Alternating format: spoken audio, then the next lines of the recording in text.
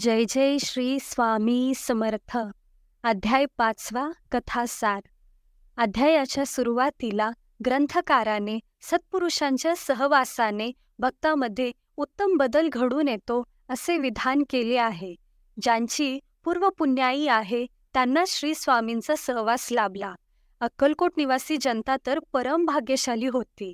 अक्कलकोटच्या राजांनाही पूर्वपुण्याईमुळेच श्री स्वामींसारख्या दिव्य सत्पुरुषांचा सहवास घडला. श्री स्वामींची कीर्ती चहूबाजूस पसरली. इतकेच नव्हे तर बडोद्याचे राजाधिकारी मल्हारराव गायकवाड यांच्या कानीही पोहोचली. त्यांच्या मनात विचार आला की आपण श्री स्वामींना अक्कलकोटहून थेट आपल्या बडोदा नगरीस आणावे. याकरिता त्यांनी अनेक मातब्बर दिवाण व सरदारांसमोर जो कोणी श्री स्वामींना इथवर आणेल त्याला आम्ही इनाम आणि मानसन्मान देऊ असा प्रस्ताव ठेवला. हे ऐकून सुज्ञ मंडळींनीही काढता पाय घेतला. मात्र तात्यासाहेब यांनी श्री स्वामींना बडोद्यास आणण्याचा विडा उचलला. राजा मल्हारराव यांच्याकडून बरेचसे धन आणि सेवकांची फौज घेऊन तात्यासाहेब अक्कलकोटास आले. तिथे त्यांनी याचकांना धन द्रव्य देऊन तसेच अनेकांना मोठ्या जेवणावळी घालून संतुष्ट केले. त्यांनी चोळाप्पांनाही जहागिरी देण्याचे आश्वासन दिले. तात्यासाहेबांच्या बोलल्यामुळे चोळाप्पा आनंदित झाला. त्याने हा विषय श्री स्वामींपाशी काढला आणि आपण बडोद्यास गेल्यावर मला जहागिरी मिळेल असे सांगितले. त्यावर श्री स्वामी हसले व म्हणाले, त्यांच्या मनात भक्ती नाही, मग आम्ही तिथे जाऊन काय उपयोग. इथे कथेचा पूर्वार्ध संपवताना ग्रंथकाराने उत्तरार्धाविषयी सुतोवाच केलेले आहे.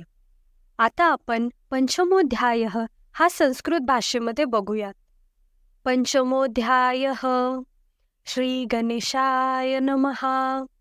भवकानन वैश्वानरा अज्ञानतमच्छेदका भास्करा पूर्ण साक्षी परात्परा भक्ताम खरा सदयतु गंगाजळ जैसे निर्मळ तैसे तुझे मन कोमल. तुझसी स्तविताम प्रेमळ सत्वर त्याते पावसे विशेष गंगा जळाहून आपुले असे महिमान. पाप ताप आणि दैन्य तुमच्या स्मरणे निवारती. स्वामी चरित्र कराया श्रवण श्रोते बैसले सावधान. प्रसंगाहुनी प्रसंग पूर्ण रस भरित पुढे पुढे. ज्यांचे सबळ पूर्व पुण्य तया झाले स्वामी दर्शन. ऐसे चोळप्पा आदी करून भाग्यवंत सेवे करी. अक्कलकोट नगरांत एक तप पर्यंत स्वामी राजवास करीत भक्त बहुत झाले. वार्ता पसरली चहूंकडे कोणासी पडताम सांगकडे. धाव घेती स्वामींकडे राजे रज वाडे थोर थोर. म्हणती भोसल्यांचे भाग्य परम स्वामी रत्न लादले उत्तम. नृपतीही भक्त निस्सीम स्वामी चरणी चित्त त्यांचे. तेव्हा किती एक नृपती स्वामी दर्शन घेऊ इच्छिती आणि आपुल्या नगराप्रती आणू म्हणती तयांसी. बडोद्या माझी त्या अवसरी मल्हारराव राज्याधिकारी एकदम तयांच्या अंतरी विचार ऐसा पातला. अक्कलकोटाहुनी स्वामींसी आणावे आपुल्या नगरासी. मग कोणे एके दिवशी सभे माझी बैसले.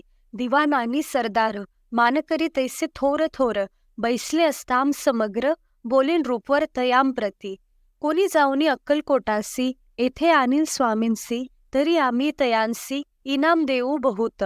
त्याचा राखू सन्मान लागेल तितुके देऊ धन. ही वटपुरी वैकुंठ भुवन वस्ताम स्वामी होईल.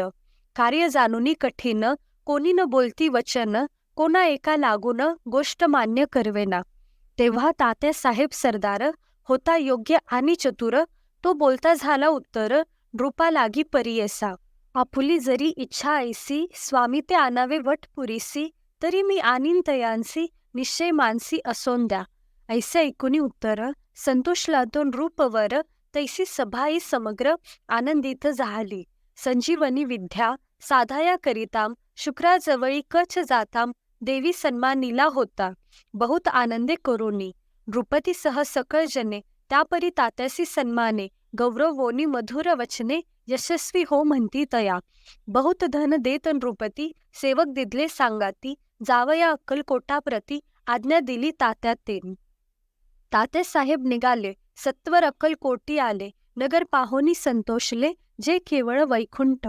पाहुणी स्वामींची दिव्य मूर्ती आनंदी झाले चित्ती. तेथील जनांची पाहुणी भक्ती धन्य म्हणती तयांते. अक्कलकोटींचे नृपती स्वामी चरणी त्यांची भक्ती. राजघराण्यांतील युवती त्याही करीती स्वामी सेवा. आणि सर्व नागरिक तेही झाले स्वामी सेवक. त्यांत वरिष्ठ चोळप्पादिक सेवे करी निस्सीम. ऐसे पाहुणी तात्यांसी विचार पडला मानसी. या नगरांतुनी स्वामींसी कैसे नेऊ आपण. अक्कलकोटींचे सकल जन स्वामी भक्त झाले पूर्ण. स्वामींचेही मन रोमन गेले असे त्या ठायम. प्रयत्नांती परमेश्वर प्रयत्ने कार्य होय सत्वर. लढवोनी युक्ती थोर कार्य आपण साधावे. असा मनी विचार करूनी कार्य आरंभिले तात्यांनी. संतुष्ट राहावे सेवक जनी ऐसे सदा करीताती. करोनी नाना पक्वाने करीती ब्राह्मण भोजने. दिधली बहुसाल दाने याचक धने तृप्त केले. स्वामीची या पूजे प्रती नाना द्रव्ये समर्पिती. जेने सेवे करी संतुष्ट होती ऐसे करीती सर्वदा. प्रसन्न व्हावे भक्तवत्सले कार्य साधावे आपुले. म्हणून नाना उपाय केले द्रव्य वेंचिले तात्यांनी. ऐशी याने काही न झाले केले तितुके व्यर्थ गेले.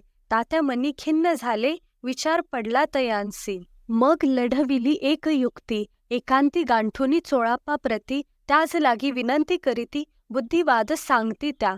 जरी तुम्ही समर्थांसी घेऊन याल बडोद्यासी. मग मल्हारराव आदरेंसी इनाम देतील तुम्हांते.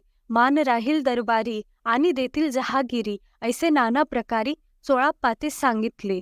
द्रव्येन सर्व वशा चोळाप्पासी लागली आशा. तयाच्या अंतरी भरम वसा जहागिरीचा बहुसाल. मग कोणे एके दिवशी करीत असताम स्वामी सेवेसी. यतिराज तया समयासी आनंदवृत्ती बैसले. चोळाप्पाने कर जोडोनी विनंती केली मधुर वचनी. कृपाळ होऊनी समर्थांनी बडोद्या प्रती चलावे. तेने माझे कल्याण मिळेल मला बहुत धन. आपुलाही योग्य सन्मान तेथे जाताम होईल. ऐसे ऐकून या वचन समर्थांनी हास्य करोन. उत्तर चोळाप्पा लागोन काय दिले सत्वर. राव मल्हार नृपती त्याच्या अंतरी नाही भक्ती. मग आम्ही बडोद्या प्रती काय म्हणून चलावे. पुढले अध्यायी सुंदर कथा पावन होय श्रोता वक्ता. श्री स्वामी राजवदविता निमित्त विष्णुदास असे. इति श्री स्वामी चरित्र सारामृत नाना प्राकृत कथा संमत. सदा ऐकोत भाविक भक्त. पंचमाध्याय गोड हा. श्रीरस्तु शुभम भवतु.